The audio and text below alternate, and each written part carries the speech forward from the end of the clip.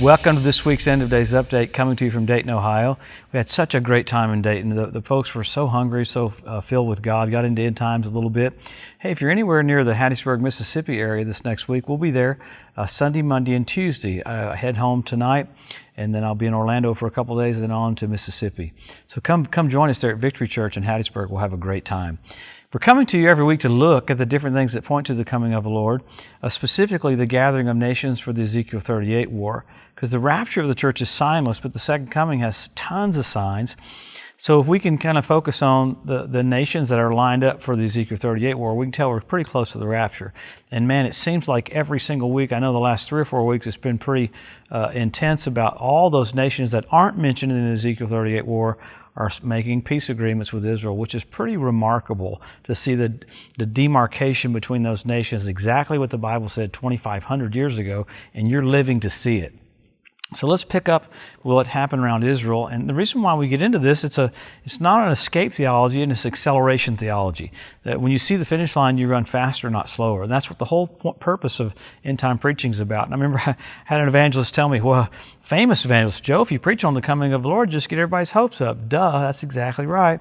It's the hope that purifies you even as you're pure. So we want things that bring us great joy, great hope, great strength. There is no bad news for the church. So if you hear end-time preaching that scares you, it's not Bible, because the rapture of the church is soon. And Paul wrote that in Thessalonians, he said, so that it would comfort us.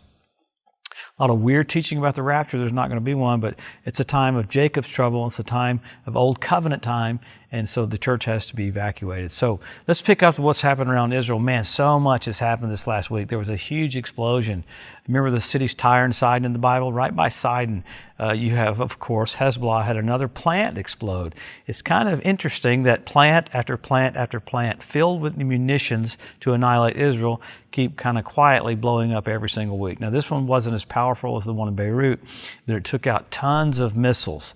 Now, isn't that something? Israel even took out another convoy coming down from Iran into Syria, another one by air. So you're seeing all this preemptive activity to keep Iran from supplying Hezbollah with all these arms that wants to annihilate Israel. Why is that a big deal? You had the reports come out yesterday saying, listen to this, Iran, it looks like they've upped their centrifuges, not 50%, but up to 50 times. So they're relentlessly trying to get an atomic bomb ready so they can try to annihilate Israel. Well, Israel has to do something preemptively because they can't allow Iran to get that far. Many things keep happening with that.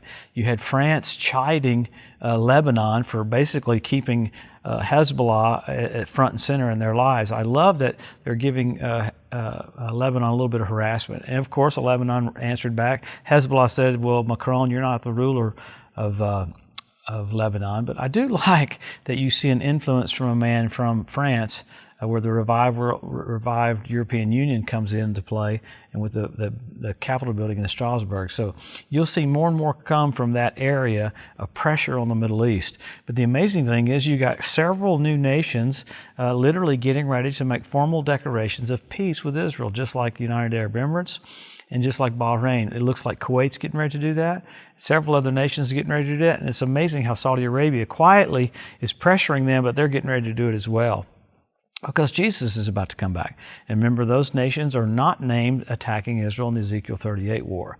But you see the nations that are attacking Israel in the Ezekiel 38 war, their true colors are coming to the front right now. In fact, Turkey, there's a big skirmish in Armenia and Azerbaijan, and you've got Turkey wanting to exert its influence in that war. So there's 5 to 6 different places around Israel that you have military skirmishes that Turkey's trying to flex their muscles there.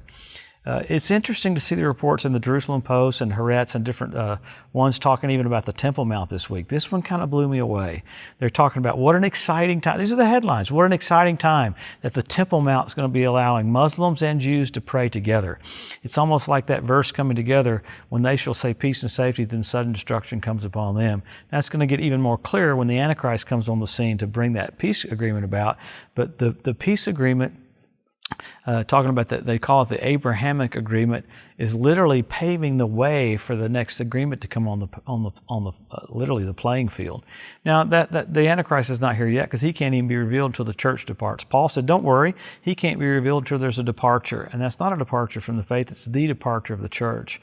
So I hear all these people saying, "Well, the Antichrist is going to come on the scene." No, he can't come to the church departs. You can't have the Christ and the Antichrist here at the same time. So many more things keep happening with China. Many things are happening in Baghdad and Iraq. You had Iranian militia firing missiles into the Baghdad airport again to where it looks like America is going to evacuate its employees from the embassy. Notice you always evacuate the ambassadors first. So they're anticipating war there. So there'll be all kinds of skirmishes like this leading up to the Ezekiel 38 war. But what tells us things is how clear it is and how concise it is that these are nations getting into position because Jesus is just getting ready to come back. Kind of amazing. So we always go every week to the Scripture. Number one, you can't be moved by what this nation is or what that nation is doing, even though there are specific nations mentioned in prophecy. But number one, Israel made a nation. Jerusalem won back. Jesus said the generation that sees those two events will not pass away till all is fulfilled. But then you got the Hebrew language restored. You got the Ethiopian Jews brought back. You got the fertility of the land of Israel. You got the revival of the Roman Empire.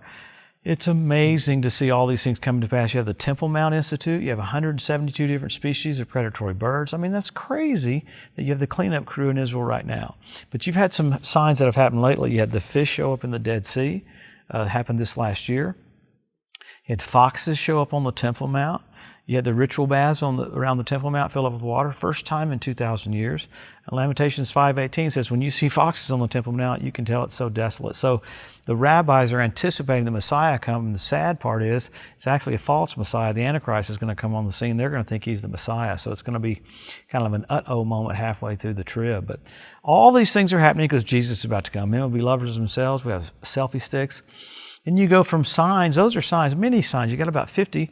You go from signs to signals. You got blood red moons on Passover and Tabernacles. Radical, have the heavens saying, I died for you, I'm coming back. Died for you, I'm coming back. When's the last time you had 4 in a row on Passover and Tabernacles? 1967 when Jerusalem was won back. 1948 when Israel was made a nation.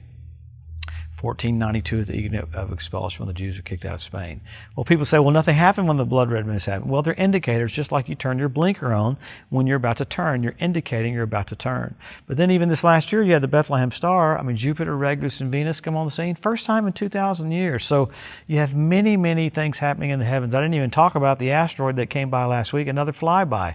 It looks like we're having an asteroid do a near miss of the Earth every single week, along with some of the craziest weather you've ever seen, along with even more earthquakes. I don't even have time to get into all that. But the thing is, Jesus is just about to come. So what do we do? Help our local church, help our local pastor, be more engaged. You're more involved before the wedding than you are 6 months before the wedding. The day and couple weeks before, you're supernaturally engaged and supernaturally involved. So we're about to see the King of Kings and the Lord of Lords. Listen, He died for us. He gave His life for us. It's the least that we can do right here at the very end of the race is to look at the finish line and accelerate and hustle. Let's get as many people born again in a shorter period of time as we possibly can. Jesus of Nazareth, coming so soon. Hey, we'll come back next week and pick up with what's all happened around Israel and see how close we are to seeing the King. Have a blessed, awesome week.